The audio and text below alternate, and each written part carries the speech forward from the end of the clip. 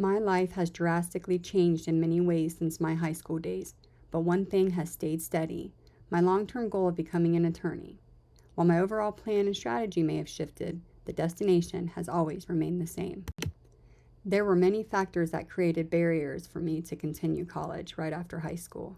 After more than 20 years, I made the decision to come back. As a non-traditional student, I often felt the disadvantages and the regret of not pursuing college sooner. But revisiting this assignment allowed me to focus more on the positives, like how far I've come and how far I still want to go. Reflecting on the challenges of balancing college with full-time employment, kids, and every other adult responsibility gave me a chance to recognize my personal growth. The original assignment showed how my sense of responsibility has actually evolved and how I've learned to lean into my strengths while actively improving areas where I once struggled. College-level discourse analysis is quite different from anything I experienced in high school. But with the goal of becoming an attorney, assignments like this are needed for developing the analytical practices I will need in my career. In law, legal annotations function as summaries of how statutes are interpreted, and discourse analysis helps us understand how judges use language within those interpretations. Studying the discourse writing made me more aware of how meaning is constructed, argued, and justified.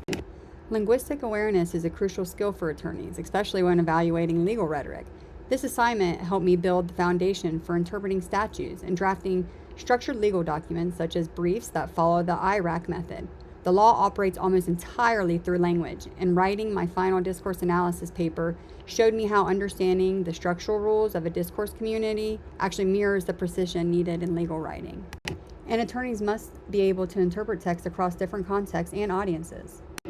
Persuasion, negotiation, and ethical reasoning are essential components of legal arguments, and this assignment brought all three of those together. Writing a persuasive letter to a college professor required me to influence their perspective without sounding forceful or unreasonable. And to do that, I relied on rhetorical appeals, the same foundational tools of rhetoric that continue to shape modern legal practices. Building my argument through classical persuasive theory mirrored the techniques used in trial advocacy and negotiation, both of which depend heavily on ethical reasoning.